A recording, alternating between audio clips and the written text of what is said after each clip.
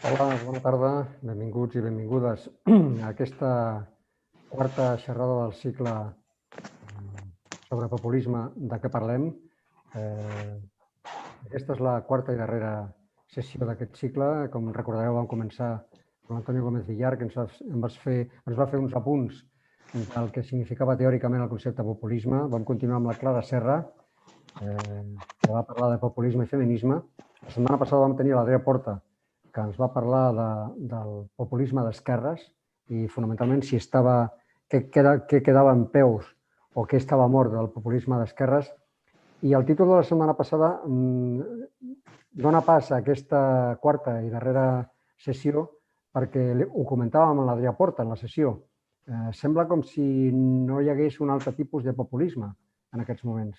És a dir, que el populisme, diguem-ne, de dretes ha col·lapsat totalment el que va ser un fenomen, sobretot a Latinoamèrica, de populisme d'esquerres emergent i potent, i que en aquests moments només hi havia populisme de dretes.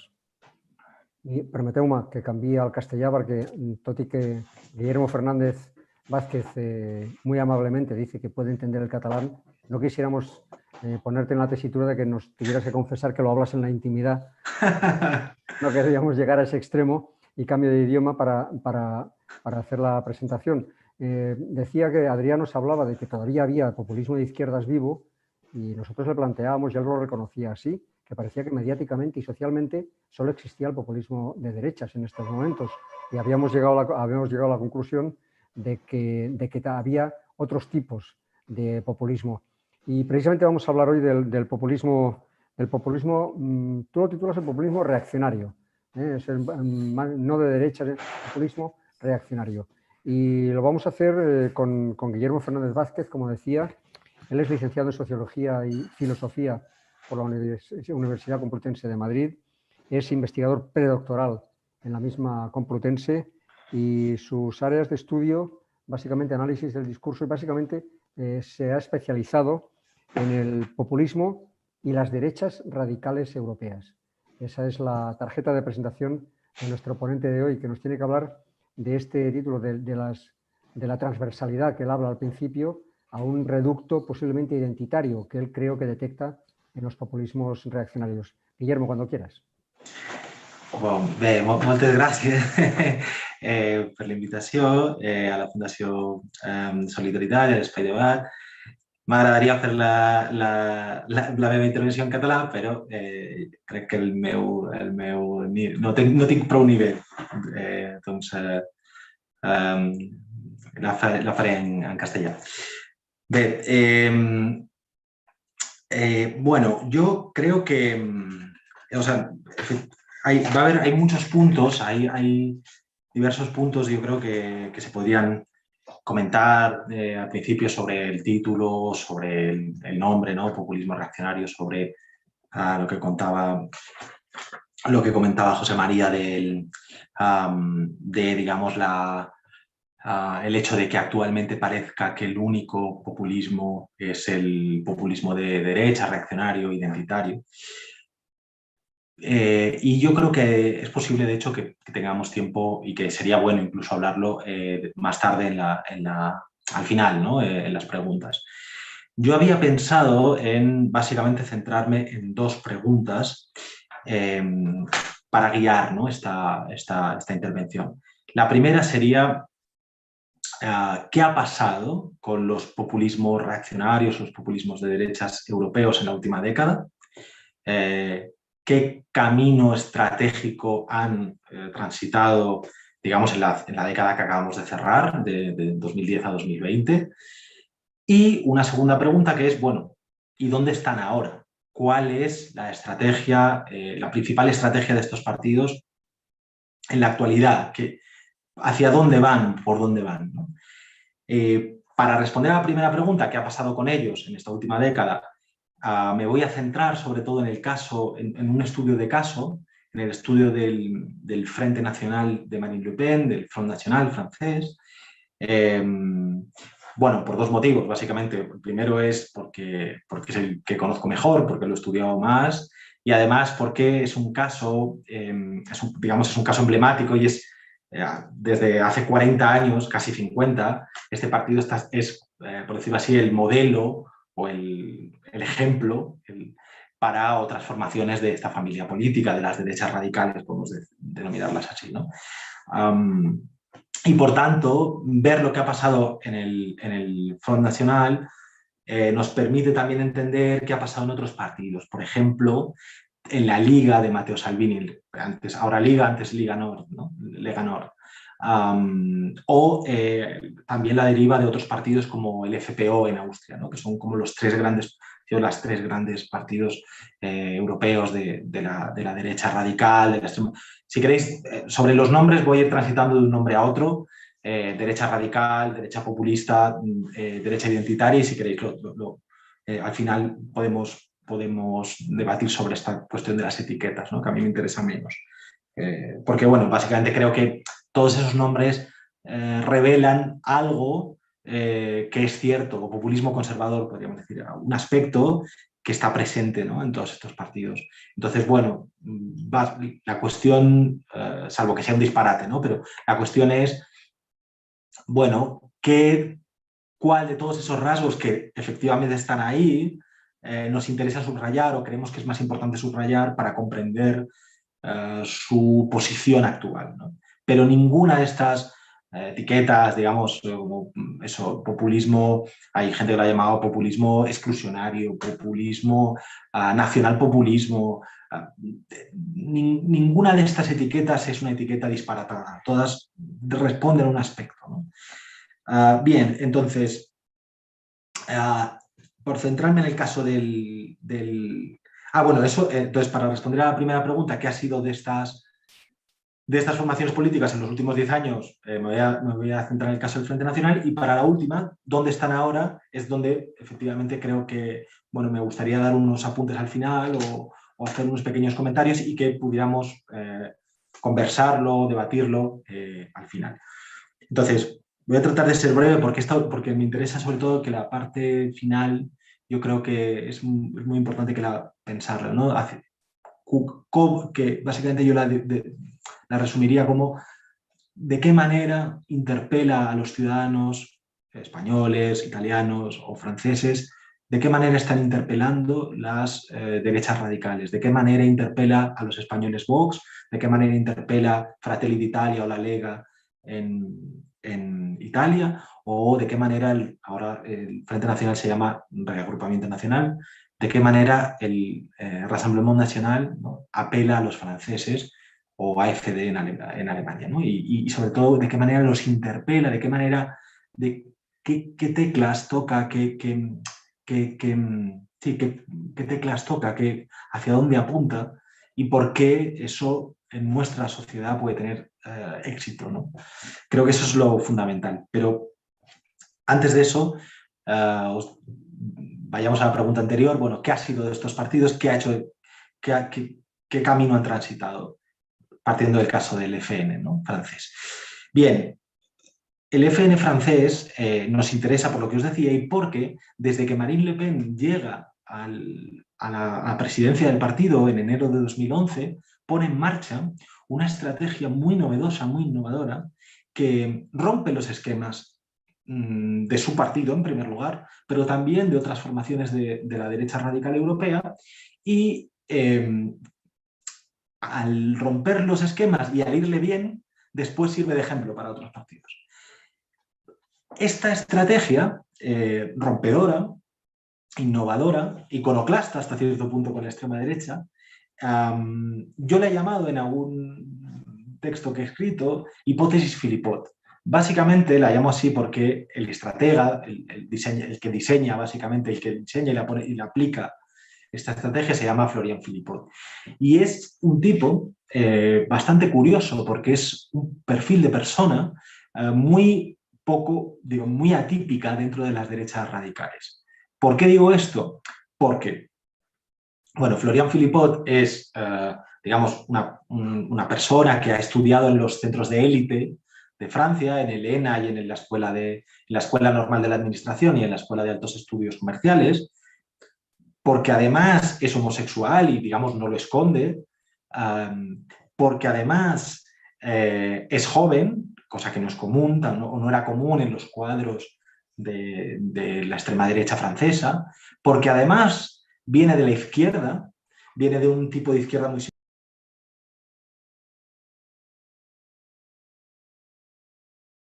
me estaban llamando. Viene de esa izquierda y además es una persona que habla bien en público y se lleva bien con los medios, cosa que tampoco ocurría habitualmente en el Frente Nacional francés, ¿no? Esta hipótesis a mí me interesa, por lo que os decía, de que marca un camino para las otras derechas y porque dice algo así como, es una hipótesis estratégica que dice, es posible conformar una mayoría social,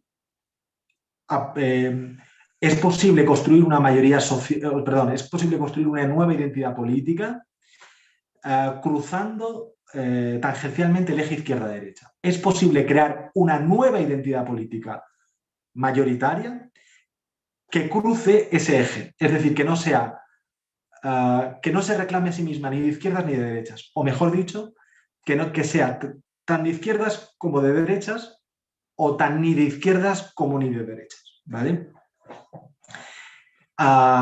Ese es el intento, ese es el objetivo, crear esta mayoría. El objetivo es poder presentarse y ser creído ante la opinión pública francesa como la opción política que defiende al pueblo francés. Y además que defiende al pueblo francés desde distintas dimensiones, es decir, al pueblo francés en su globalidad. Sería como el partido verdaderamente popular desde un punto de vista de conjunto. Y diréis, claro, pero esto, ¿cómo se consigue, ¿no? O sea, ¿cómo se consigue esta operación tan difícil, ¿no? Sobre todo cuando vienes de un partido que tiene una historia, ¿no? Y en el caso del Frente Nacional va a ser una historia muy, muy, muy larga y hasta cierto punto muy traumática, ¿no? Bueno, la estrategia que pone en marcha el Frente Nacional con Florian Philippot, ¿no? Considera que puede lograr ese objetivo de convertirse en una fuerza política mayoritaria en Francia, una fuerza política mayoritaria y transversal. Sí pone en marcha diversas estrategias, digamos, retórico-estratégicas, ¿no? O diversos caminos retórico-estratégicos. Yo los resumiría en 6, voy a tratar de ser breve. El primero es, primero, ¿en qué consiste? Decir, bueno, mira, yo tengo que renovar mi lugar de enunciación. ¿Qué quiere decir esto? Tengo que hacer que mi voz política, que mi quién en política sea diferente. Y para eso Marine Le Pen lo que hace es huir de digamos, la visión de su padre como un señor enfadado, mayor, que hablaba a los franceses como regañándoles, y construye un personaje político que básicamente lo que dice es: yo soy una mujer, soy la mujer que viene a visibilizar a todos aquellos que están invisibles, a todos aquellos que la política francesa no mira, a todos aquellos que la política francesa directamente ignora, o a todos ellos que las élites francesas en realidad ignoran. Soy la candidata de los invisibles y los abandonados. Ella lo dice así, ¿no? Por tanto, no soy prioritariamente la líder de un partido de extrema derecha, sino soy la candidata de esos franceses que sufren y que la política convencional no habla de ellos, ¿no? La segunda cuestión, ese sería el primero, ¿no? La segunda sería remoralizar al partido. Hay que tener en cuenta que es un partido, os decía, de extrema derecha y que había tenido una historia muy complicada en la cual, sobre todo, Jean-Marie Le Pen, digamos, el padre de Marine Le Pen y el líder histórico, se había caracterizado por ser un personaje muy polémico en Francia, que hacía muchas bromas antisemitas y bromas sobre la Segunda Guerra Mundial. Y en Francia el antisemitismo funciona como funcionaba en España el terrorismo. Es decir, si alguien tenía connivencias o era sospechoso de tener connivencia con el antisemitismo, era expulsado, digamos, de nosotros los republicanos, en caso de Francia. Igual que en España, si alguien era acusado de connivencia con el terrorismo, era expulsado de la categoría nosotros los demócratas, ¿no? Entonces, lo que tiene que hacer el Frente Nacional, o lo que piensa Philippot que tiene que hacer el Frente Nacional es remoralizarse. Y para eso lo que hace es, desde el minuto 1, cuando llega a la presidencia Marine Le Pen, es condenar las cámaras de gas, los campos de concentración, expulsar a todos los miembros del partido que hayan aparecido alguna vez en su vida o que tengan en redes sociales fotos con el brazo levantado, es decir, ser muy implacable con cualquier desliz antisemita. Incluso más, visitar Israel y decir que en realidad el Frente Nacional es el partido que defiende a los judíos frente a los musulmanes, ¿no? Entonces, quitarse toda esa mochila de antisemitismo. El tercer punto a mí me parece muy importante, que es, no solo se trata de renovar el lugar, quien habla, el lugar de enunciación, tampoco solo de remoralizar el partido, se trata también de situar, dibujar unos nuevos enemigos. Decirle a la sociedad francesa, mirad, vuestros enemigos no son los que creéis que son, no son los que os dice la derecha que son, no son los que os dice la izquierda que son, sino que vuestros enemigos son los que yo os voy a decir. ¿Y cuáles son? Son, que dice el Frente Nacional, dice, vuestros enemigos son los totalitarios de nuestra época. Vuestro enemigo es el totalitarismo. ¿Y quién es el totalitarismo? Y ahí dice, bueno, hay dos totalitarismos.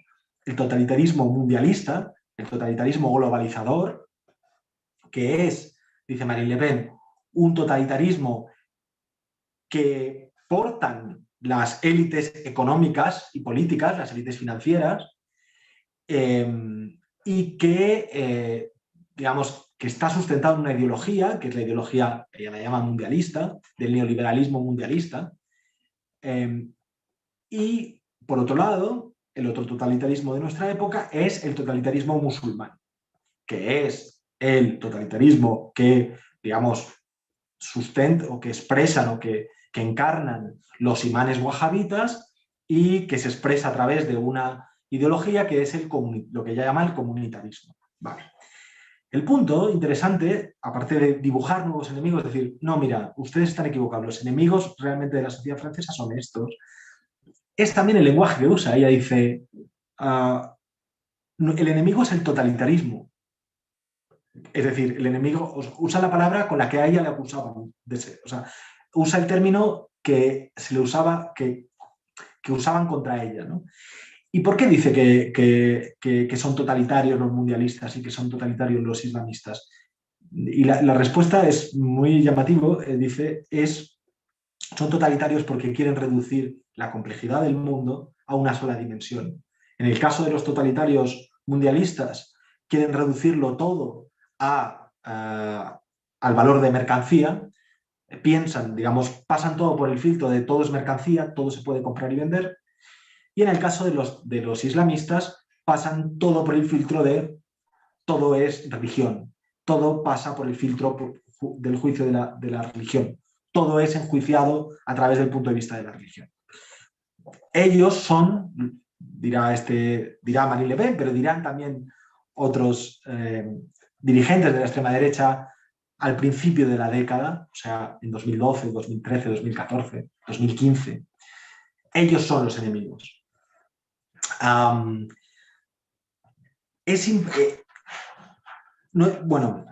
he dicho una cosa que creo que en el caso de este partido, hubiera sido, en el caso del Frente Nacional es importante, hay que tener en cuenta que esta estrategia se pone en marcha en 2011, 2012, 2013, 2014, y que para triunfar, Philippot piensa, esta estrategia necesita, digamos, como que se mantengan dos condiciones, ¿no? Una es que siga las políticas de austeridad, y otra, es decir, que siga la crisis económica y las políticas de austeridad, y otra es que siga la crisis de representación, cosa que en Francia seguía, ¿no?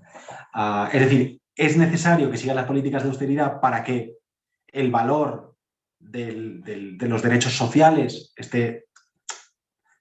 digamos, sea cada vez mayor, y es necesario también que las políticas de austeridad continúen para que podamos seguir acusando a Bruselas y a Berlín. Y al mismo tiempo es necesario que sigan apareciendo casos de corrupción muy fuertes en el Partido Socialista digamos, y en la derecha convencional, en la derecha de los republicanos, para que nosotros podamos seguir diciendo son lo mismo, izquierda y derecha es lo mismo. Es decir, yo necesito como condiciones que poder decir que el eje izquierda-derecha ya no existe porque, o ya no funciona, o es algo del pasado, porque la izquierda y la derecha son lo mismo. Porque la izquierda, y fundamentalmente la izquierda, es o bien traidora, como Hollande, o bien gana con unas promesas que incumple, sometiéndose a las élites, o bien es inoperante, como la extrema izquierda, que, bueno, está ahí, dice cosas, pero no tiene posibilidades de ganar. Y que a su vez la derecha es una derecha presa del mundo del dinero. Necesita eso, vale. Pues como os decía, entonces, en ese mundo, los enemigos son los totalitarios, mundialistas y islamistas que quieren destruir nuestro modo de vida. Diría que hay una cuarta operación que hacen mucho, que es, si queréis lo comentamos más tarde, que es muy interesante, es lanzar opas semánticas. ¿Qué quiere decir eso? Es algo así como que la extrema derecha de esa época, de ese momento, lo que hace es tratar de resignificar, de disputar palabras, las grandes palabras, los grandes conceptos que estructuran el sentido común de una época. Las grandes palabras o los grandes conceptos que están en la conversación política, en la conversación pública en Francia. Palabras como democracia, palabras como república, palabras como laicismo, palabras como feminismo, palabras como ecología. Esos conceptos, lo que hace el Frente Nacional es disputarlos, decirle a sus enemigos políticos, no, ustedes me han acusado a mí siempre de ser antidemócrata, de ser antifeminista, o de ser antiecologista, o de ser antisocial. O de ser antidemócrata. Lo que yo voy a disputarles son el significado de esos conceptos y les voy a decir que yo soy el verdadero defensor de la democracia frente a las élites, de, por ejemplo, el feminismo frente a los musulmanes, de la República Francesa frente a sus enemigos totalitarios, etcétera, etcétera, ¿no? Y de ese modo trata de presentarse como un actor político que defiende el sentido común francés, pero no adaptándose a él, sino desviándolo, sino resignificándolo. Es decir, no es un partido que diga, como decían anteriormente las derechas, no, bueno, es que esto de la democracia es una engañifa, o es que esto del feminismo, como dice Vox, por ejemplo, es que esto del feminismo hay que ir contra ello. No, lo que dice es, no hay que ir contra ello. Lo que pasa es que el feminismo está muy bien. Lo que pasa es que la izquierda, que dice que es feminista, no es feminista. La verdadera feminista soy yo. ¿Por qué? Porque el peligro para las mujeres en Francia son los musulmanes y las élites. Las élites porque precarizan el empleo y por tanto precarizan la situación de la mujer, y los musulmanes porque no respetan las libertades de las mujeres. Y por tanto yo, en la medida en que me enfrento a esos dos enemigos, soy la defensora de las mujeres. Y este es un caso, pero con estos, digamos, hay muchos más, ¿no? de disputa y de resignificación de conceptos y de términos. También esto lo hace con figuras históricas. Esto es impresionante, ¿no? Cómo esa extrema derecha se atreve a tomar figuras históricas de la izquierda francesa y de la derecha francesa y apropiárselas, hackearlas y apropiárselas. Y decir, no, esos grandes popes de la izquierda ahora mismo me votarían a mí. O esos grandes popes de la derecha como De Gaulle ahora mismo me votaría a mí. ¿Por qué? Porque yo soy la verdadera, porque yo soy lo más parecido a la vieja izquierda porque yo soy lo más parecido a la vieja derecha. ¿Vale? Y por último, otra de las cosas que hacen esta derecha francesa, digamos derecha innovadora, es cambiar el marco de la discusión en Francia. Claro, esta derecha ya no usa como la derecha anterior el marco de la invasión migratoria o de la decadencia de Francia, sino que la metáfora que sirve de marco a todo su discurso es la metáfora una metáfora que dice, bueno, habla del viento malo de la globalización. Es decir, hay un viento nocivo que es el de la globalización. Y ese viento nocivo, tempestuoso, violento,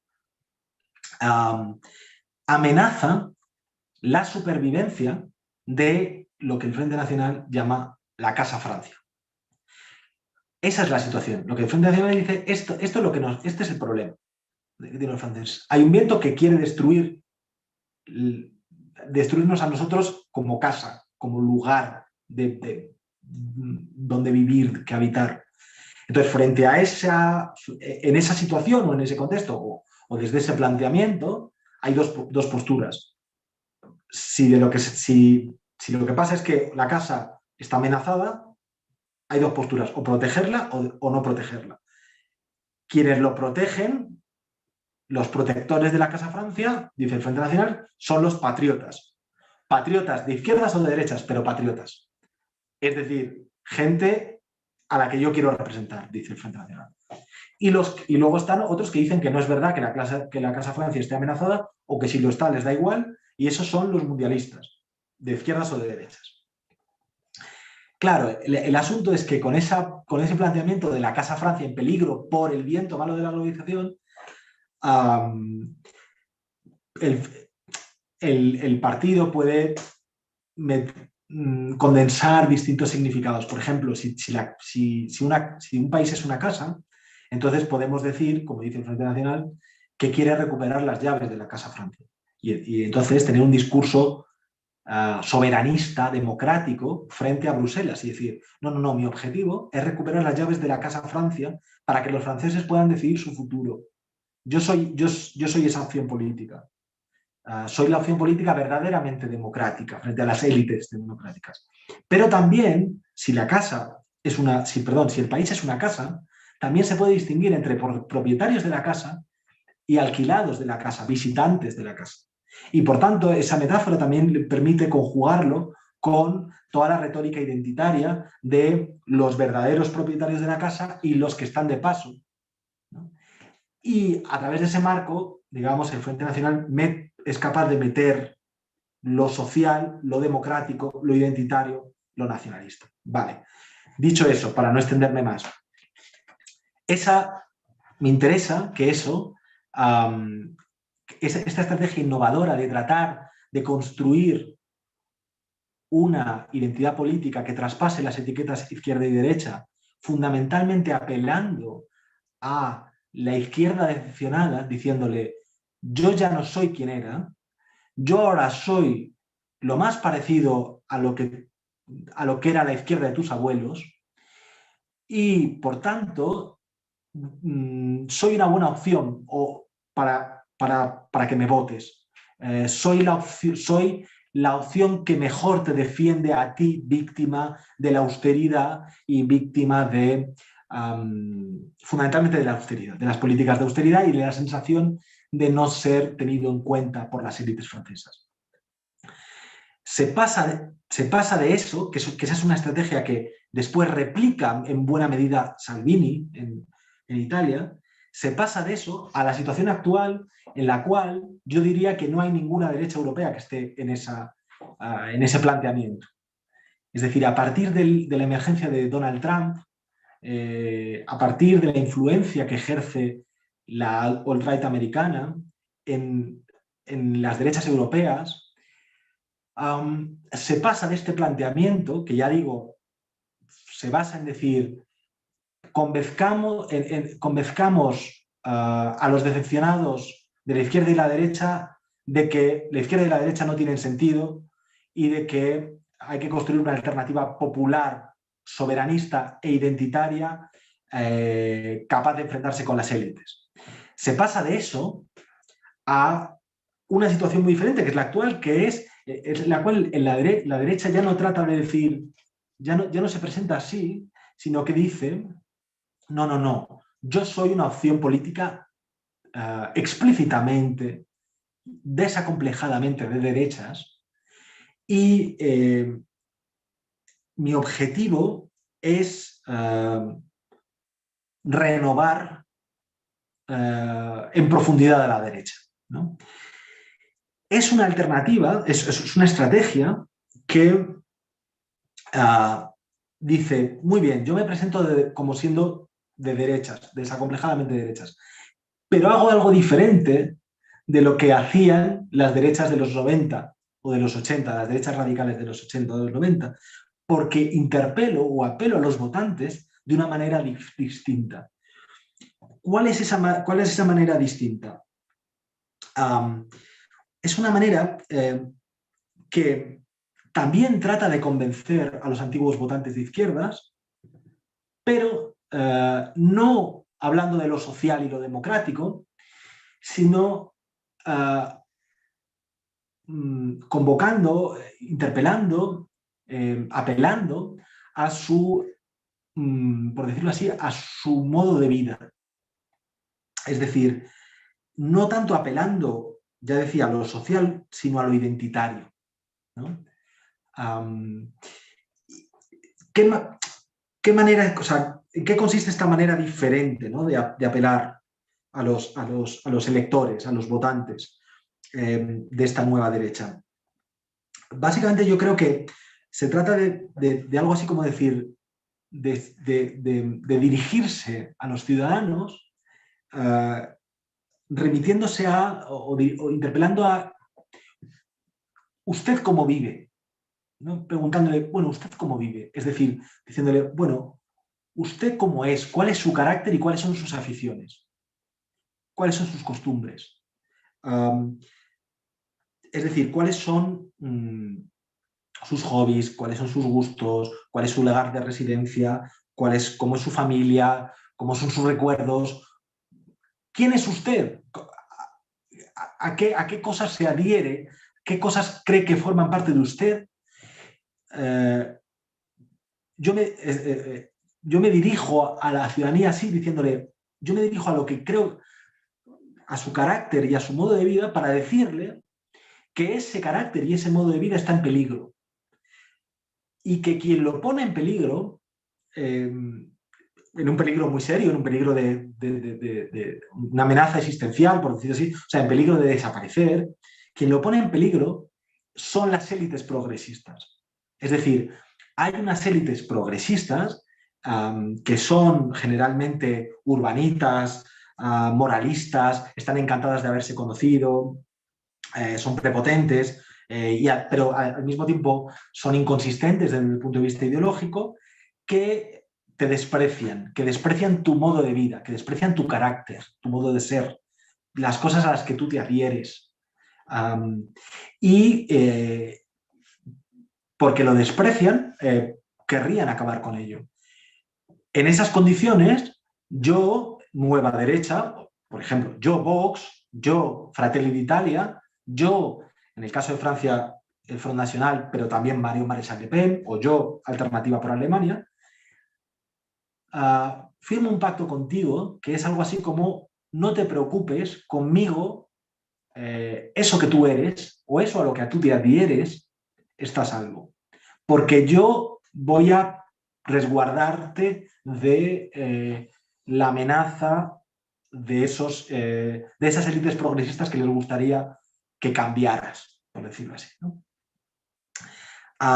En ese sentido, la convicción profunda de estas derechas, digamos, yo diría identitarias, pero podríamos decir trampistas, post-trampistas, de esta derecha con esta nueva estrategia, la convicción profunda es que en una época marcada, ¿no?, por el mundialismo progresista o neoliberal, por el neoliberalismo progresista, diríamos nosotros, la defensa de las identidades tradicionales, por ejemplo, la defensa de la identidad hombre, la defensa de la identidad padre, la defensa de la identidad católico, la defensa de la identidad habitante de una ciudad pequeña o mediana, la defensa de la identidad taurina, la defensa de la identidad cazadora, agricultora, ganadera, y la defensa de las identidades nacionales concebidas de un modo esencialista,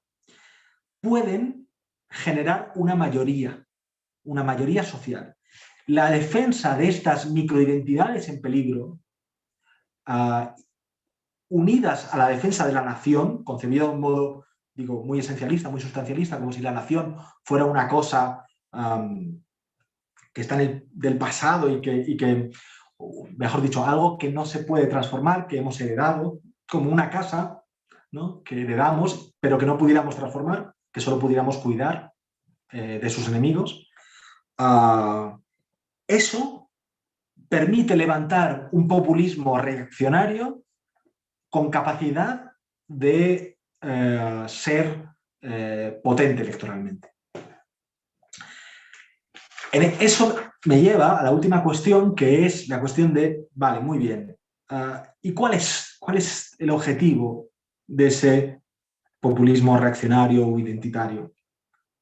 El objetivo de ese populismo es, digamos, hay dos objetivos, pero uno, digamos, más a corto plazo y uno más a largo plazo. El objetivo a corto plazo es influir culturalmente, influir desde el plano de las ideas en la derecha clásica o convencional. Es decir, influir en el caso de España, en el PP, ¿no? En el caso de Italia, pues, bueno, en el caso de Italia ya lo ha conseguido, porque es ahora, digamos, es mayoritaria. Entonces digo, el primer objetivo es influir en esas derechas, influir ideológicamente en las derechas clásicas, convencionales, conservadoras, y el segundo objetivo es reemplazarlas, tratar de reemplazarlas, tratar de sustituirlas, como ha pasado en Italia, en cierto modo, o como hasta cierto punto también ha pasado en Francia. La derecha radical francesa es ahora electoralmente mucho más potente que la derecha clásica. En Alemania están, de momento no, pero están ahí. En España, ya vemos, están ahí. En Inglaterra, bueno, en Inglaterra el UKIP, lo que hizo finalmente los conservadores, los Tories, es, o mejor dicho, desde el planteamiento que digo, lo que hizo el UKIP y la derecha populista reaccionaria o identitaria es influir tanto en los conservadores tradicionales que al final los conservadores tradicionales básicamente hacen lo mismo, se comen, hacen lo mismo que la derecha. O sea, Johnson es un producto, en cierto modo, del UKIP, ¿no?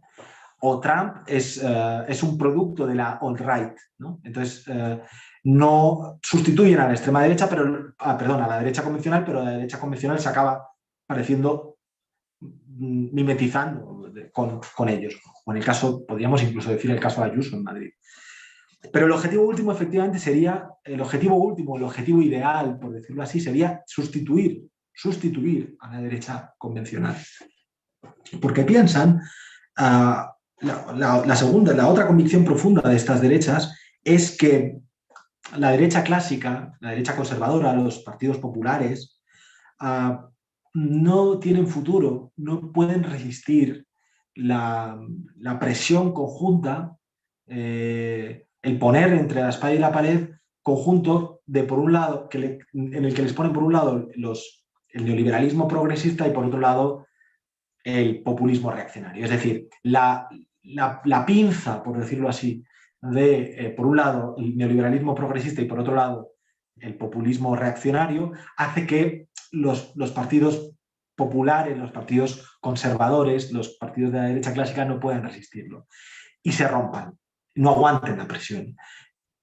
Y la convicción de partidos como Vox o de partidos como el de Marine Le Pen o como el de Salvini, es que las derechas convencionales, su destino es, o bien, bueno, su destino es básicamente quebrarse. Y entonces, una vez que se quiebran, uno de los pedacitos se iría, digamos el más moderado, se iría con los neoliberales progres y otro de los pedazos, quizás el más grande, podría irse con las nuevas derechas radicales identitarias o formar un tipo de derecha nueva, ¿no?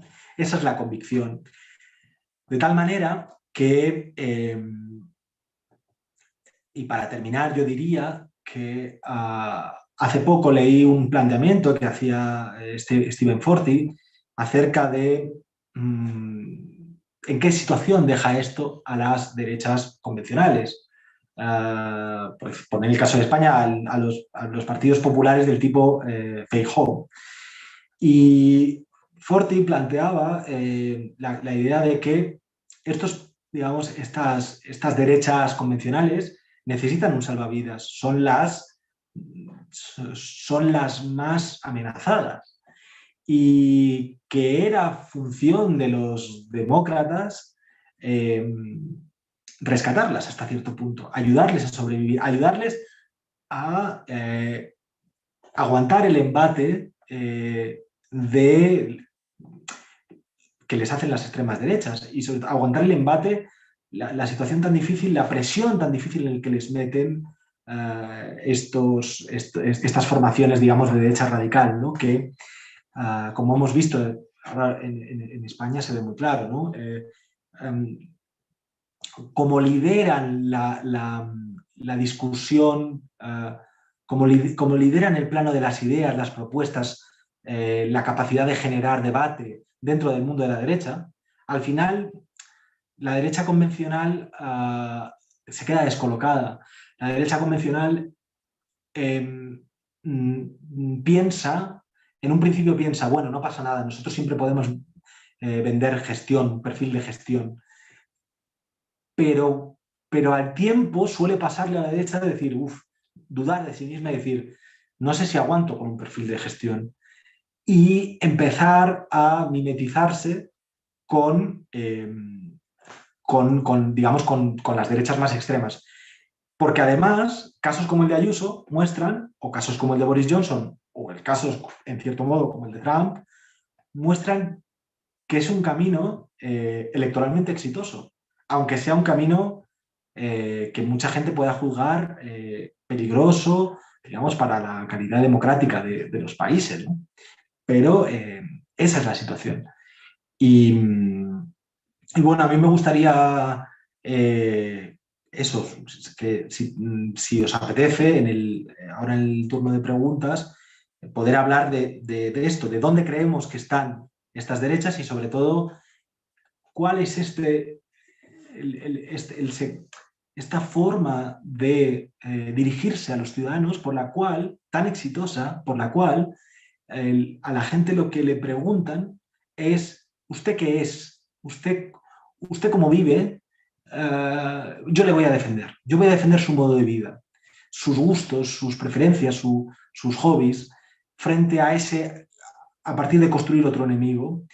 Y por un lado eso, y por otro lado, ¿por qué esta forma de dirigirse a los ciudadanos, esta forma de dirigirse a los ciudadanos tiene tanto éxito en nuestra época? ¿Qué nos pasa para que esta forma, digamos, esta forma identitaria de dirigirse a la gente, preguntándole cómo es tu identidad, tus microidentidades, yo te las defiendo, sobre todo cuando puedo catalogarlas como identidades tradicionales, a partir de crear otro enemigo que se supone que las amenaza, yo las defiendo. ¿Y por qué esto tiene tanto éxito? Y nada, muchísimas gracias. Gracias, Guillermo. Quería agradecerte la exposición que has realizado, la concreción y en base a la historia del Front Nacional, después cambiado de nombre con Marine Le Pen en vez de Jean-Marie Le Pen, las similitudes que has encontrado con el resto de la derecha. Yo tenía un profesor en la facultad que no le gustaba hablar de extrema derecha, decía que ahora había derecha extrema en Europa, le cambiaba el orden, pero decía que prácticamente venía a ser lo mismo. Recordar que antes se me ha olvidado al empezar que quien quiera participar activamente para confrontar puntos de vista o hacer alguna pregunta, alguna reflexión con Guillermo Fernández, tiene dos opciones, o en participantes levantar la mano o bien en el chat dirigirnos una pregunta y nosotros se la hacemos llegar. Aprovechando que yo tengo el poder sobre el micro de momento, dos cuestiones que me han quedado de la charla que nos acabas de ofrecer. Una de contenido y la otra posiblemente un poco anecdótica, ¿no? De contenido es a Marine Le Pen le ha ido muy bien en Francia, le ha ido de película, porque en estos momentos cuando incluso aunque poniéndose las manos en la nariz, tienen que cerrar filas para evitar que Marine Le Pen en una segunda vuelta de las presidenciales. Quiero decir que ha calado ese discurso y si ves que esa perspectiva del discurso que ha calado de Marine Le Pen también tiene posibilidades de calar en otros sitios de Europa en base a esos parámetros. Y la segunda cuestión, menos importante, pero no ha dejado de hacerme gracia, cuando hablas del PP en España, no sé si con intención o sin intención has nombrado a Feijóo, no has nombrado a Casado.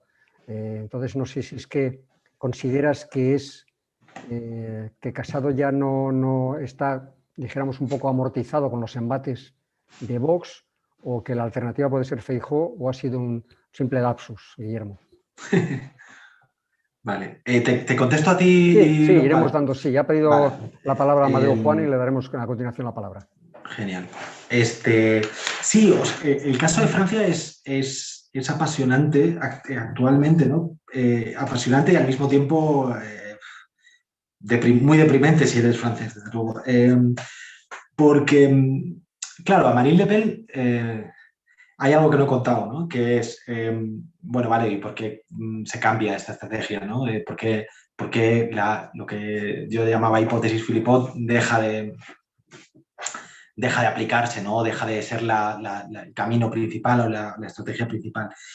Y ahí hay un punto donde se puede hacer una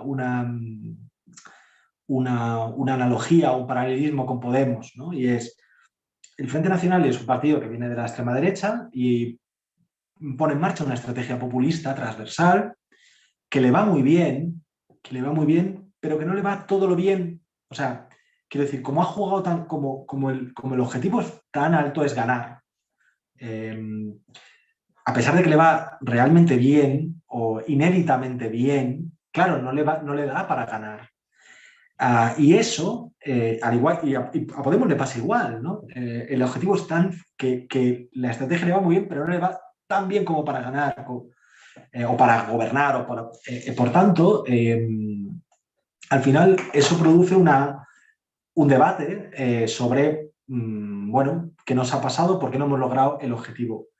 Y ahí el punto de vista que se impone en el caso de Francia, de la derecha radical francesa, es: no hemos ganado porque esta estrategia que combina lo social, lo soberanista y lo identitario, pero que fundamentalmente pone lo identitario en un segundo plano, pone el plano anti-inmigración, o sea, pone lo anti-inmigración en un segundo plano, básicamente pensando, la gente ya sabe que somos anti-inmigración, por tanto, hablemos de otras cosas, porque los que son anti-inmigración ya nos van a votar. Entonces, apelemos a un nuevo tipo de votante, porque la persona que es fundamentalmente, que vota fundamentalmente porque no quiere que vengan inmigrantes, ya nos va a votar de todos modos, ¿no? Y el razonamiento que se impone después de las elecciones es: esto no funciona. Y no funciona porque cuando somos tan duros con el euro y planteamos incluso el Frexit y decimos que la Unión Europea es poco democrática, asustamos al votante acomodado de la derecha, que no quiere experimentos, y a la izquierda no le no le convencemos lo suficiente. Los más críticos dirán: la izquierda nos odia, la izquierda no nos va a votar. Por tanto, no hay que esforzarse demasiado en esto de ni izquierdas ni de derechas. Lo que funciona es que somos de derechas y que somos una derecha desacomplejada y que somos una derecha que es capaz de sustituir y de reemplazar a la derecha. Y por tanto esa línea después se impone.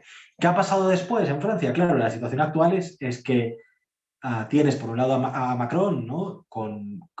Teniendo que gestionar, bueno, ya antes aplicando medidas muy cuestionables y con los chalecos amarillos, luego teniendo que gestionar la pandemia con medidas mucho más restrictivas en general que en España, y ya no os digo que en Madrid, y por tanto con mucho desgaste social, mucho desgaste en su popularidad, y como única alternativa, Le Pen.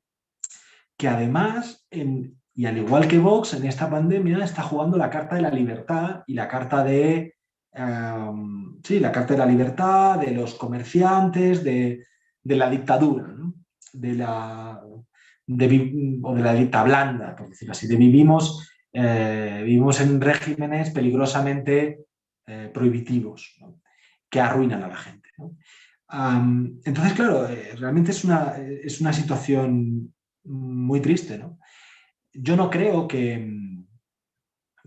el año que viene hay elecciones, yo no creo que vaya a ganar Marine Le Pen, pero sí parece que, salvo que haya una conmoción y surja un candidato bueno por parte de y novedoso, por parte de otra, no sé, de la izquierda o incluso del centro, no lo sé, de los ecologistas, parece que esa va a ser la deprimente segunda vuelta, ¿no? Y la segunda pregunta que me hacías sobre Casado, claro, sí, bueno, no, o sea, no sé si está amortizado, pero yo sí que creo que no me atrevería a decir que está digamos, que está amortizado, pero sí que es verdad que a mí me parece que pase lo que pase en las elecciones de la Comunidad de Madrid, el resultado para Casado va a ser malo, ¿no? Porque como es improbable, pero si perdiera, si Ayuso no revalidara, sería un problema. Pero si Ayuso revalida, y sobre todo revalida reforzada, digamos, eso va a cuestionar su liderazgo, porque indisimuladamente Ayuso pugna políticamente, pero sobre todo ideológicamente, o sea, representa una alternativa ideológica o un perfil ideológico en el PP que va a querer disputarlo, que va a querer en algún momento ser presidenta del PP. Y por otro lado, digamos, hay otros perfiles, se puede decir Feijóo, pero podría haber algún otro, ¿no? Lo que pasa es que Feijóo es el más conocido y el más poderoso por sus mayorías absolutas, ¿no? Que representan otra cosa. Lo interesante, hilándolo con lo que decía antes, es, de nuevo, ¿no? la influencia, la presión, el aliento en el cogote, ¿no? de Vox y de lo que representa Vox. Al final lo que produce, el nerviosismo que produce Vox, al final lo que hace es que tensiona la derecha convencional. Y la tensiona hasta el punto de que, imaginemos, si en esa pelea futura ganara Feijóo, habría un sector del Partido Popular que a lo mejor diría, me voy. O sea, esto no me convence, me voy a Vox. Y al revés, si ganara Ayuso, habría un sector del Partido Popular que diría, no. Es verdad que el PP ahora está queriendo, como ve eso, está queriendo recomponerse, pero no es descabellado pensar que al final la influencia de Vox, efectivamente, y ya digo, y de esa familia política, tensiona de manera muy fuerte, muy intensa a las derechas y les introduce un miedo no sabemos si dentro no sabemos si dentro de 7 años podremos decir que el PP está unido o no, ¿no? O que vamos a conocer a un PP como el de ahora.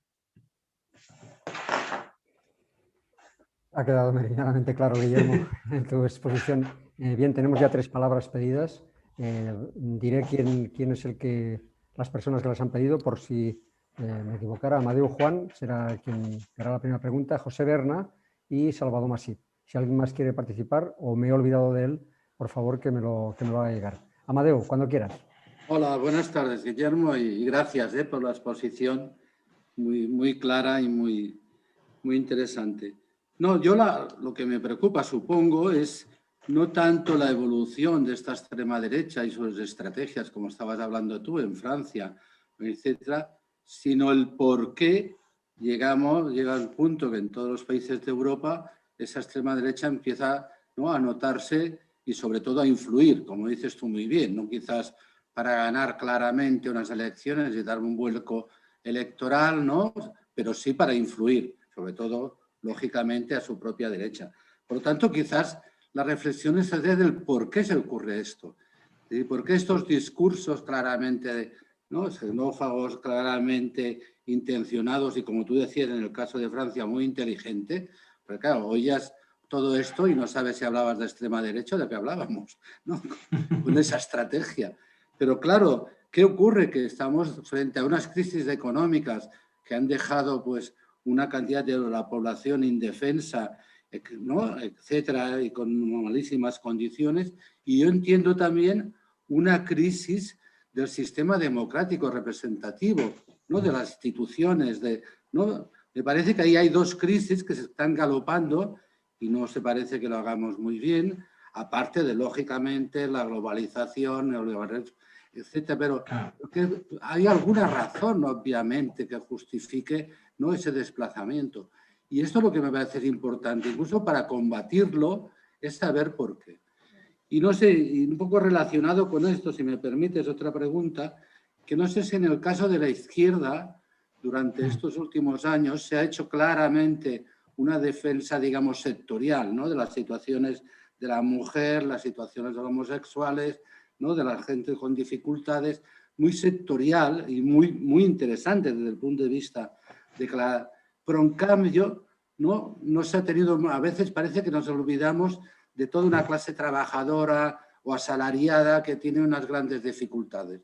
Y justificaría, supongo, por qué votan, quién ha votado, ¿no?, a Trump en América, ¿no? Es decir, el blanco con malas condiciones de una zona industrial, etcétera, etcétera. ¿Y quién está votando a la derecha?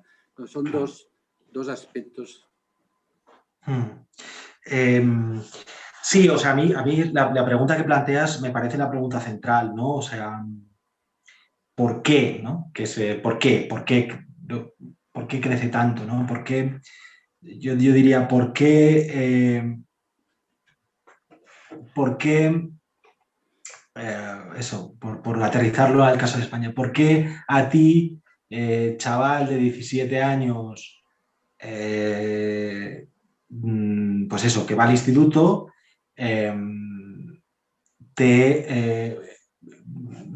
Vox, o sea, ¿por qué a ti, varón de 17 años, adolescente, es Vox la fuerza política o el que más te resuena, que más te atrae? ¿Por qué a ti, no, hombre de la España vaciada, de pronto consideras que Vox es el que mejor te defiende? ¿O por qué a ti, no, varón divorciado, consideras que Vox es la alternativa política que por fin dice, ¿no?, politiza tus angustias, ¿no?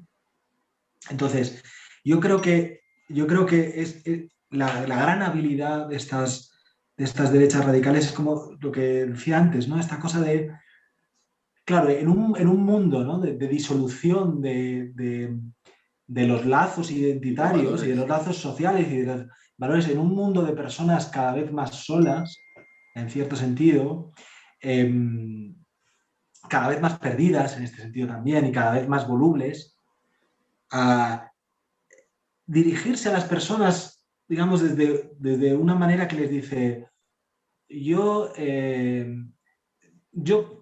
claro, partiendo de que todos somos muchas cosas, ¿no? Tenemos como múltiples identidades, ¿no? Pues eso, de un lugar, varón o mujer o no sé qué, o aficionado al fútbol, lo que sea, ¿no? Tenemos diferentes. Entonces Vox lo que, digamos, te segmenta y te toma una de tus identidades y te dice, esa identidad no te preocupes, que está bien. Hay alguien que te quiere culpabilizar, no te preocupes, eso está bien. Yo voy a proteger eso. Y eso creo que es lo que es más atractivo de estas fuerzas políticas, que paradójicamente se dirigen al público como desde un discurso desculpabilizador y en ese sentido libertario, tradicionalista pero desculpabilizador, ¿no? Y lo enlazo con lo segundo que tú comentabas. Claro, frente a eso, el peligro de una izquierda, digamos, muy sectorializada y sobre todo el peligro de una izquierda, yo creo, ahí muy moralista, es que le hace el juego a en ese sentido, por ejemplo, bueno, ya que ha participado, ¿no?, en el ciclo, las cosas que dice Clara Serra a propósito del feminismo, que es tratar de hablar desde la libertad y desde... Es precisamente dirigirse, es hacer el contravox, en cierto sentido, porque es dirigirse a la gente con un discurso desculpabilizador y liberador, ¿no? Y de algún modo compitiendo con Vox ahí, no diciéndole a la gente, yo tengo un proyecto que te desculpabiliza, que te libera de cargas, pero claro, las cargas, claro, pero situándolas, por ejemplo, en el caso del feminismo, situando las cargas no como haría Vox, ¿no? ¿Quién pone la carga? El progre. Diría, y que la Serra diría, no, ¿quién pone la carga? La carga la pone la educación patriarcal, incluso en ti varón, ¿no? Incluso en ti varón adolescente, ¿no? Y yo creo que por ahí, ¿no? Pienso que pueden ir las cosas. No parece que sea la corriente o el modo de plantear las cosas por parte de la izquierda mayoritaria, pero creo que es la manera. No estoy tan seguro de que el discurso como el de Vox o como pudieran ser mayoritarios en un país como España, pero sí lo suficientemente potentes como para transformar el país y para envilecerlo, en el sentido de que si tú tienes a la mitad del país que piensa como piensa Vox, no hay modo de que esto no se convierta en un lugar a medio plazo, en un lugar ya no solo de enfrentamiento, sino de un cinismo insoportable. Y ese es el problema, yo creo, ¿no? Alguien, creo que era José María, me decía, votar un lugar en el que solo puedas, aunque nunca gane la extrema derecha, condenas a una parte de la población constantemente a votar con la nariz tapada, ¿no? Y siempre evitando bueno, pues eso, el mal, ¿no? El mal mayor, ¿no? Creo que ese es un poco lo que te contestaría. Gracias. Gràcies, Guillermo. José Berna, quan vulguis. Hola, ¿se me escucha? Hola, sí. Vale, pues nada, muchas gracias por la presentación, ha estado muy interesante. Y te quería preguntar un par de cosas. Primero, es que yo también estoy en la investigación del discurso de estas organizaciones y, bueno, acabo de empezar. Así que te quería preguntar por referencias de la evolución de estas organizaciones. Y luego, ya hago una pregunta en torno a lo que has expuesto, es que hasta ahora estas organizaciones han ido increciendo, sobre todo a partir de la victoria de Trump, creo, en 2016. Y ahora vienen ciclos electorales nuevos, en 2022 en Francia y en 2023 en España y en Italia. Y no sé si seguirán la pauta que ha habido en Estados Unidos, que, bueno, Trump ha gobernado, pero al final ha salido del poder. Que vale, en Francia aún no han llegado, pero en Italia pudieron formar un gobierno con 5 estrellas. Y que mi pregunta es un poco eso. Después de alcanzar cotas de poder que te permiten cambiar el país, ¿qué? O sea, ¿qué discurso vas a adoptar ahora? Se habrían de construir nuevos enemigos también, porque si entras a las instituciones ya no tienes un traidor interno. Claro. Es un poco esta la cuestión que te quería preguntar. Vale. Bueno, muchas gracias, José. Sobre referencias, si vas a empezar ahora con el tema, bueno, hay una referencia como muy clásica que yo te diría que empezaras por ahí en ciencia política, que son 2 artículos que hacen 2 investigadores norteamericanos que se llaman Anthony Kitchell y Herbert y Magan, no me acuerdo del nombre, no, perdón, Herbert Kirchel y Anthony Magan, al revés, y escriben un artículo eso, en 1995 y otro en 2005. El punto fundamental es que estos dos autores lo que elaboran una teoría que luego es muy conocida, que se llama la teoría de las fórmulas ganadoras de la derecha radical, winning formulas.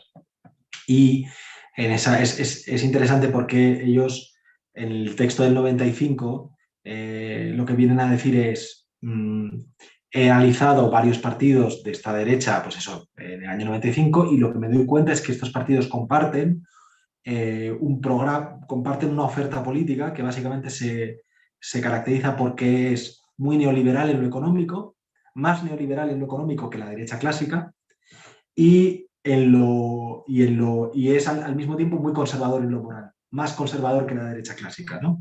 Entonces, lo que dicen estos autores es, estas derechas han logrado emerger en el panorama político, han logrado buscarse un hueco gracias a que han sabido ser más neoliberales que la derecha, o sea, más reganianas, por ejemplo, en el caso de Francia, que la derecha clásica, acusando precisamente a la derecha clásica de ser demasiado complaciente con la socialdemocracia, haber comprado demasiadas cosas ideológicamente de la socialdemocracia, y al mismo tiempo ser más duras en lo moral que la derecha clásica, es decir, oponerse al divorcio, o por ejemplo, estar a favor de la pena de muerte o cosas de ese estilo. Y lo que estos dos autores dicen es, vale, esa es la primera winning fórmula, la llaman winning fórmula porque dicen, joder, con esa oferta política, diversos partidos en Italia y en Francia y en Austria han logrado salir de la marginalidad y tener representación política. Y se dan cuenta, luego siguen analizando y en el año 2005 sacan otro artículo porque dicen, ostras, la oferta política de estos partidos ha cambiado. Ya no es exactamente igual que era a principios de los 90, a finales de los 80. Estos partidos han pasado de tener un programa muy neoliberal en lo económico a tener un programa que en lo económico es más socialdemócrata, y llaman a eso estado del bienestar chauvinista, que a lo mejor habéis escuchado esa expresión. Es decir, esta cosa de hay que defender el estado del bienestar frente a las élites neoliberales, pero el estado del bienestar solo para los nativos, ¿no? Y al mismo tiempo siguen siendo muy conservadores en lo moral. Es decir, la oferta política es estado del bienestar chauvinista y conservadurismo moral. De tal manera que con el estado del bienestar chauvinista te diferencias de la socialdemocracia, que cada vez es más neoliberal, y con la defensa del conservadurismo moral te diferencias de una derecha clásica que es demasiado, o que ha aceptado demasiados, dirían ellos, dogmas multiculturales, ¿no? Entonces, esos textos y en general toda esa teoría y los debates de las fórmulas ganadoras yo creo que te pueden servir para ver el recorrido de cómo evoluciona la propuesta. Yo te diría que lo que yo he contado de Philippot sería otra fórmula, digamos una tercera fórmula ganadora, por llamarlo así, y me plantearía ahora mismo cuál sería la fórmula, por llamarla así, la propuesta con la que comparecen las derechas radicales en Europa. Yo creo que eso es un buen tema. O sea, Y hay otro tema, perdón, hay una cosa muy curiosa, parecería como que las derechas evolucionan, ¿no?, desde esos programas neoliberales y conservadores a programas más sociales, pero también muy conservadores. Y sin embargo, cuando en países donde no había extrema derecha, como España o Portugal, emergen 30 años más tarde partidos, lo hacen no tomando la segunda fórmula ganadora, digamos la más, sino la primera. Es decir, Vox, ¿cómo emerge en España? Vox emerge en España como un partido neoliberal y conservador, no como un partido que defiende el estado del bienestar chauvinista, sino neoliberal, ¿no? Y Chega en Portugal igual. Entonces, bueno, eso es curioso. Y no me quiero extender más. Lo que me decías de qué va a pasar con las derechas en Europa, pues bueno, yo no creo que... O sea, decías de Trump, ¿qué hace una derecha de este estilo populista cuando accede a las instituciones, ¿no? Bueno, con Trump vimos que, o sea, Trump seguía cultivando la cuestión de existe un enemigo, ¿no? Yo lo que soy es alguien que se enfrenta al enemigo, a un enemigo progre, que está ahí, que quiere destruirnos, ¿no? Que quiere destruirnos a nosotros los patriotas, ¿no? los defensores de la soberanía y de la identidad norteamericana concebida de cierto modo, ¿no? Y te diría que quizás el país más interesante y al mismo tiempo peligroso para seguir este tema es Italia ahora mismo, porque claro, tienes por un lado a Draghi y por otro lado, no sé si has visto las encuestas, pero digamos la oposición son dos partidos de derechas, por cierto, de extrema derecha o de derecha radical, muy diferentes, ¿no? O, bueno, muy diferentes, ¿no? Como es la Liga, por un lado, y Fratelli, ¿no? Entonces, bueno, yo creo que Italia es probablemente un país del que creo que es muy interesante para analizar, dejando de lado otros países de los que no hemos hablado nada, como por ejemplo Polonia y Hungría, que serían otro caso completamente muy interesante. Gracias, Guillermo. Gracias, José, por tu intervención y tu aportación. Salvador Masip, senza parola. Hola, buenas tardes a todos. Gracias. Primero, gracias por tu conferencia. Yo quiero bajar un poco a España, ¿eh? En vez de generalizarlo tanto, quiero bajar aquí a España y concretamente quiero saber tu opinión, porque yo creo que la derecha, aquí la derecha Vox, vamos a hablar claro, la derecha Vox, por ejemplo, yo creo que ha aumentado, porque aquí en España, cuando gana la izquierda, y dice, en su programa, tienen un programa que quieren cambiar muchas cosas, un programa social, programa para los trabajadores, programa para esto, yo qué sé, las leyes, etcétera, etcétera, etcétera. Y cuando llegan, no hacen casi nada de lo que han hecho, de lo que han dicho, casi nada. Cuando es la hora de la verdad, allí en los diputados, allí, no hacen. Vamos, de lo que dicen, de las cosas que llevan en su programa, yo te diría que no hacen ni un 10%. Eso yo creo que la gente aquí, pues, al ver que no hacen caso o no se atreven por los poderes fácticos que todavía hay en España, los militares, los jueces, la iglesia, todo esto no ha cambiado demasiado, ¿me entiendes? Y cuando ellos hacen...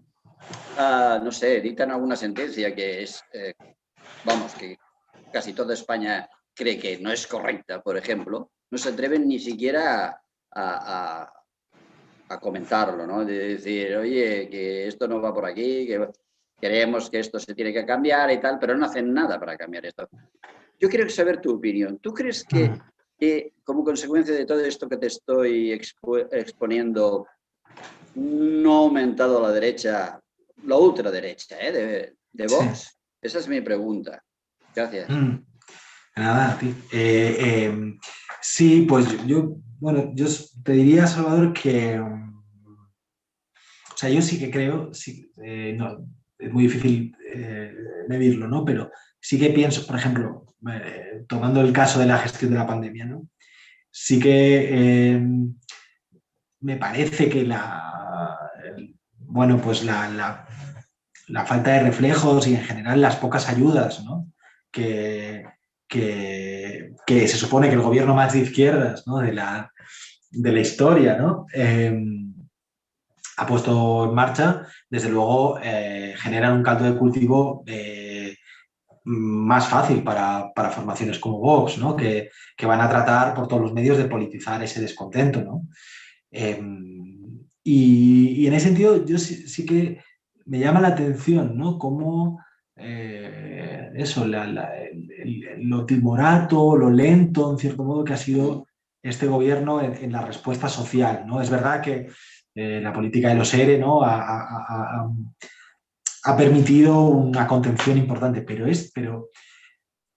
cuando uno levanta la cabeza del caso de España y mira lo que se ha hecho en Francia o en Portugal o en Italia, no es diferente, y no eran los gobiernos más de izquierdas del planeta o de Europa, ¿no? De la historia de España. Entonces uno dice, hombre, no sé, que seguramente se podría haber hecho más, ¿no? Se podría estar haciendo más. Y luego, yo, por ejemplo, sería interesante también pensar por qué Vox, ¿no? De pronto emerge con tanta fuerza en las elecciones catalanas, ¿no? De hace un mes y un mes y un poco. Se podría decir, bueno, hay una parte, obviamente, que tiene que ver con una sociología particular de castellano parlante, etcétera, voto de ciudadanos, vale. ¿Hasta qué punto Vox podría ser, o mejor dicho, hasta qué punto Vox podría ser hábil en el futuro para politizar, no solo, digamos, al politizar para su causa, no solo a la persona, digamos, prototípicamente, ¿no? Al ciudadano castellano parlante del área metropolitana de Barcelona o Tarragona, sino a gente, digamos, que no cumple con ese perfil, pero a partir del hilo conductor de la cuestión de la inmigración, ¿no? Es decir, ¿hasta qué punto Vox puede lograr votos en el futuro en Berga o en Vic, ¿no? A partir del recuerdo de voto a antigua plataforma per Catalunya, ¿no? Básicamente no metiéndose en la cuestión de a qué país te quieres tú referenciar, sino diciendo quién amenaza tu modo de vida, ¿no? Incluso a veces cosas como muy primarias, ¿no? De, bueno, ¿quién te molesta por la calle? ¿Te molesta la gente que va con velo? ¿Verdad que sí? Pues entonces tu alternativa soy yo. Entonces, ese es un tema, por ejemplo, que el tema de Vox, Cataluña y España, yo creo que sí que es verdad que había que diferenciarlo, ¿no? Pero bueno, sí que a mí, por ejemplo, es una pregunta que me gustaría en algún momento, bueno, ¿cuáles son las posibilidades reales de Vox en Cataluña, ¿no? De crecimiento? ¿Puede verdaderamente crecer o no? O más allá, digamos, del voto tradicionalmente unionista, ¿no? Bueno, eso lo dejo yo en el aire, vamos.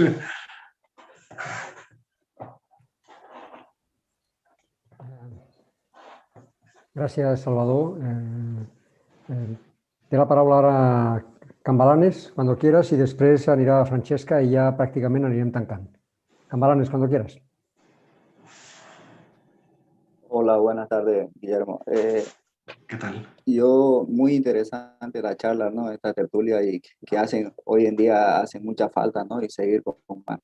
A mí me llama mucho la atención. Yo soy una persona muy curiosa, ¿no? No soy ideologista. Busco la coherencia política. Eso es lo que más busco yo en la vida, ¿no? La coherencia política. Y yo siempre analizo, ¿no? En cada círculo que estoy, que comparto, que aprendo, nunca escucho la derecha, perdón, la izquierda radical o la ultraizquierda. Es que no hay. Entonces, es como que si estuviéramos en un dogmatismo ideológico que nos da miedo autocriticarnos o nos da miedo decir las cosas, digamos. O sea, entonces, eso me pregunto yo, ¿no? Entonces, y en todos los círculos que voy, debate y todo, o sea, con una delicadeza, la izquierda, no, es que hay radicalismo de todos lados, o sea, yo estoy en contra del radicalismo de cualquier lado que venga, entonces, y si hay partidos políticos de diferentes idearios, llamémosle, es porque seguramente tenemos una sociedad así, ¿no es cierto? Una sociedad plural, entonces, hoy en día el Parlamento español muestra la realidad que hay en España, la pluralidad, digamos, y eso no lo vamos a cambiar con discursos radicales, con ideologismo, venga donde venga, no lo vamos a cambiar, es la realidad que hay, porque no somos seres humanos todos, pero pensamos seguramente diferente, ¿no es cierto? Entonces, inclusive hay simpatizantes de un partido político que en elecciones votan a otras tiendas porque de repente le representa o le van a dar una oportunidad a ese programa de gobierno. Como de repente en 5 años en 4 o 5 años no les convencieron al que votaron, seguramente cambian su voto y dan la oportunidad a otro. Entonces, esa es mi pregunta, la que va es ¿por qué hay ese miedo, digamos, de nombrar las cosas por su nombre, ¿no? En el tema, Claro. como digo, hay ultraizquierda o izquierda radical, pero Sí. también las hay, o sea, de derecha, o sea, llamémosle a las cosas por su Claro. nombre. ¿Por qué la sociedad no quiere llamar las cosas por su nombre, no? Gracias. A ti, bueno, lo primero, que me das mucha envidia con ese paisaje detrás. Qué diferencia el paisaje que se ve detrás de todos nosotros, yo el primero. Bueno, respondiendo a la pregunta, yo, es verdad que se podría decir que en determinados medios abunda la expresión, ¿no? Extrema derecha, derecha radical, y que no abunda tanto la expresión extrema izquierda, pero para ser completamente justos yo diría que, en ciertos medios, en cambio en otros medios, se abusa de la palabra, por ejemplo, comunista, ¿no? Es decir, por simplificarte, yo creo que es tan absurdo llamar a Vox franquista, a pesar de que, bueno, es tan absurdo llamar a Vox, franquista como llamar a Podemos comunista. Creo que ni el proyecto de Vox es reinstaurar el franquismo en España, es otra cosa, puede gustar o no, pero no es otra cosa, ni el proyecto de Podemos es instaurar una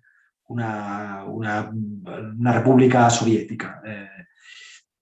Sin embargo, en medios, digamos, muy ideologizados, se podrían decir que el proyecto de Vox es recuperar el franquismo, y lo cierto es que en los medios próximos a Vox se dicen cosas como la que te acabo de decir, ¿no? Como que España esté en peligro pues de tener, no solo está en peligro, está en manos de un vicepresidente comunista que va a llevar al país hacia el comunismo, ¿no? No en vano, la campaña regional de Madrid se plantea, o la presidenta la plantea en términos de libertad o comunismo. Entonces, por ejemplo, al preparar esta charla, al principio, al final no me he referido a ello, pero pensaba en una cuestión terminológica de, bueno, vale, hablamos de populismo reaccionario, ¿qué partidos están ahí? ¿Qué quiere decir eso, no? Y luego pensaba, realmente, si hiciéramos la pregunta inversa a gente, pues eso, de Vox o de otros partidos de la familia política de Vox, sobre qué es el populismo neocomunista y cuáles son los partidos que forman parte, cuáles son las formaciones que forman parte del populismo neocomunista, creo que lo pasarían. Tienes otra fondo de pantalla, maldita sea. Creo que lo pasarían también muy mal, ¿no? Creo que lo pasarían también muy mal, porque no sabrían realmente qué responder, no sabrían hacer un listado de cuáles son y justificarlo, cuáles son los partidos, las formaciones del populismo neocomunista actual en Europa, por ejemplo, ¿no? Entonces, entiendo lo que comentas, pero creo que es un mal que afecta, digámoslo así, que es un mal que también afecta a muchos medios de derecha, digamos, de derechas en el caso de España, ¿no? Es decir, el abuso de una terminología de ultraizquierda, comunista, no sé qué, cuando en realidad, si somos serios, en España no hay un peligro de fascismo ni hay un peligro de comunismo. O sea, creo que es otra cosa. Para bien o para mal es otra cosa. Y lo que no quiere decir que haya dirigentes de Podemos que, no sé, les guste cantar la Internacional o se sientan o les encante Lenin como figura histórica, y que haya dirigentes de Vox a los que les guste, no sé, o reconozcan virtudes en el franquismo, o tengan afinidad personal o familiar con el franquismo. Pero creo que son cosas diferentes. Claro, sí, perdona, es verdad lo que acaba de decir lo último, porque claro, hay que leerse los idearios, ¿no es cierto? Y que en un partido político, como acaba de decirlo, en Podemos, por decir, su ideario no quiere ver que vuelva a la Unión Soviética ni nada, pero seguramente que hay dirigentes que simpatizan con eso, ¿no es cierto? Entonces, claro, para terminar mi pregunta, ahorita claro, luchamos contra el racismo y sinceramente los políticos nos abocan al racismo ideológico político. O sea, nos abocan porque hay una guerra frontal entre unos bandos. Y yo creo que los ciudadanos somos inteligentes, que no queremos radicalismo ni de uno ni de otro, ni lo vamos a permitir nunca. Entonces, con eso termino. Gracias. A ti. Gracias, Cambalanes. Pasaríamos, creo que no hay nadie más, pasaríamos a la penúltima pregunta porque me reservo la última pregunta. Francesca, cuando quieras. Hola, buenas tardes. Bueno, primero de todo decirte que me ha parecido interesantísimo tu intervención de hoy, y además decir que he seguido con muchísimo interés todas las 4 charlas de este ciclo. Pienso que el populismo no pensaba que daba para tanto y como mínimo para estas 4 charlas ha dado, ¿no? A ver, yo quería que quizás aterro yo, ¿no? Un poco explicando que yo entendía básicamente el populismo como un concepto negativo, descalificador, ¿no? Porque eso es lo que prima más, ¿no? Identificable claramente pues, como políticos internacionales que han sido Trump y Bolsonaro, y aquí en la extrema derecha con Vox, y bueno, también pues con la extrema derecha francesa y tal. Y evidente también pues con las descalificaciones que se han hecho pues a las posiciones populistas de izquierda y, por qué no decirlo aquí en Cataluña, con el tema también del independentismo, ¿no? Recuerdo un artículo de opinión, o algún que otro he leído, en el que se venía a decir que el enemigo de Cataluña no era España, sino que era el populismo. Esto es un poco el marco donde yo medianamente me movía y bueno, y que, bueno, para mí, a veces un poco, evidentemente, de cierto nivel, ¿no? Porque no estar acostumbrada a trabajar con conceptos que vosotros habéis venido manejando, pero he querido entender en estas sesiones también que el populismo, a ver, que puede haber un populismo, ¿no? Como un concepto alejado de estas connotaciones negativas, ¿no? Y por tanto como un concepto positivo, ¿no? Y ahí te iba a decir, es un concepto positivo que lo podemos llamar democrático, donde canalizar, ¿no? Todas estas demandas de un pueblo, ¿no? En oposición a las clases dominantes, ¿no? Y de ahí pues hablabais de hegemonía, esa hegemonía necesaria, de desarticular y articular, de desmontaje y montaje, para articular diferentes grupos, ¿no? Creando esta voluntad colectiva, ¿no? Pero desde un punto democrático, positivista. Hoy me lo has desmontado totalmente con tu intervención poniendo el ejemplo de Francia, porque eso es un cambio de paradigma total. Porque yo pienso, digo, yo no sé si es perversión, ¿no? O, a ver, estos populismos reaccionarios que utilizando conceptos muy nobles, ¿no? Se los hacen suyos, hacen un cambio de paradigma, van y quieren saber lo que el pueblo quiere, ¿no? Cuáles son las necesidades, pero no realmente ahí hay unas intervenciones progresistas, ¿no? De lo que el pueblo realmente necesita. Entonces mi pregunta, claro, no me quedo con ganas de formulártela. No es fácil intervenir en estas sesiones en las que, bueno, tenéis un nivel importante, pero si tú ves factible, ¿no? Que este concepto positivista de populismo sea adoptado por los diferentes partidos, sean de izquierdas, sean de derechas o de la clase política, o el término siempre va a ir, yo decía, en el mismo saco descalificador, ¿no? Porque es un arma fácil para descalificar al adversario y por tanto ya no estamos hablando de una clase política, bueno, estamos hablando de una clase política siempre abocada a sus intereses y al todo vale. Pero cuando tú ya me estás hablando, pues eso de estos partidos reaccionarios franceses en el que ahí hay un cambio de cultura y una intelectualidad ¿no?, superior, parece que las cosas, y he querido entender que dices tú que que la derecha conservadora no puede tener mucho futuro. Va a girar, no sé, sobre qué eje, ¿no?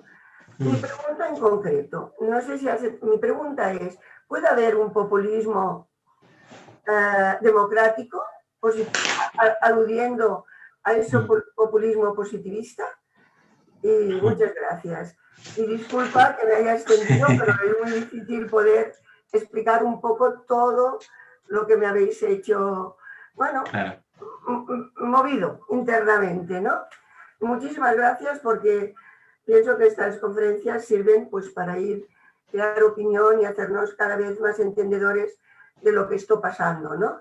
Porque el pueblo sí que percibe quien le engaña, lo percibe, ¿no? Yo quiero pensar que el pueblo es inteligente y que, por tanto, independientemente que se utilicen palabras atractivas, pues realmente podemos percibir qué es lo interesante y qué es lo que tiene futuro y qué es lo que va hacia ¿no?, sociedades progresistas, ¿no? ¿Es posible un populismo democrático? Yo, gracias a ti, Francesca. Yo te diría que sí que es posible. Sí que distinguiría, tú lo has dicho muy bien, o sea, yo distinguiría por un lado un plano, digamos, más de los medios de comunicación, del lenguaje mediático, en el que efectivamente populismo es sinónimo de frivolidad, baja política, banalidad. Es sinónimo de, bueno, por ejemplo, a Beppe Grillo en Italia, el líder del movimiento 5 Estrellas, lo llamaban el payaso, ¿no? Decían que era populista porque era el payaso político, ¿no? Y es una especie de eso, reducir la política a payasadas, ¿no? Y por ahí creo que no hay, o sea, quiero decir que me temo que eso no va a cambiar. Quiero decir que el que en el lenguaje común de la calle y de los medios el populismo sea sinónimo de algo malo, creo que eso no va a cambiar.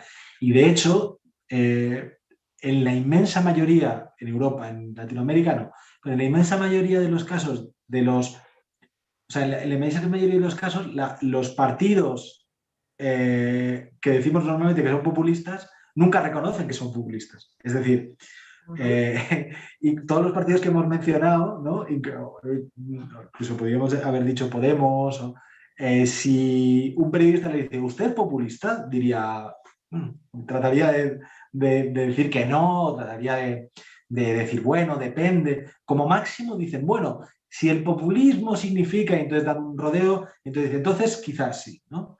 En un momento dado, por ejemplo, a Marine Le Pen va a Argentina, claro, lo dice en Argentina, y además lo dice cuando le están comparando con Evita Perón. Y entonces le dicen, ¿usted es populista? Y dice, bueno, si ser populista significa defender a los débiles y no sé qué, y al pueblo frente a las élites y tal, entonces sí soy populista. Pero es la única vez, o de las pocas veces, que lo dice así tan claro, ¿no? Pero en general no se reconoce.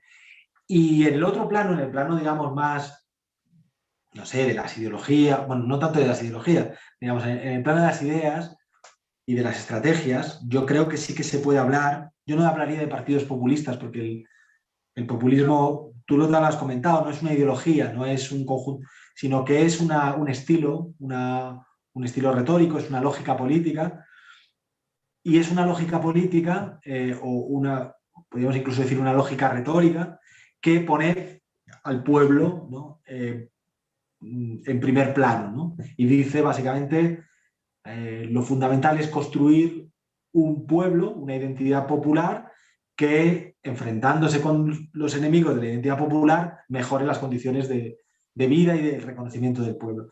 Entonces, eso también lo puede hacer en realidad la derecha. La derecha, claro, la pregunta ahí es ¿qué tipo de pueblo construye la derecha? ¿O qué tipo de pueblo, en qué tipo de pueblo piensa la derecha? O incluso más particularmente, ¿qué criterios de inclusión o de exclusión maneja la derecha para ser, digamos, para formar parte del pueblo, ¿no? Y ahí probablemente podemos establecer una diferencia entre el populismo de izquierdas y el populismo de derechas. En principio, el populismo de izquierdas no tendría inconveniente para integrar a nadie dentro del pueblo, de entrada, ¿no? Es decir, pueblo es potencialmente todo el mundo,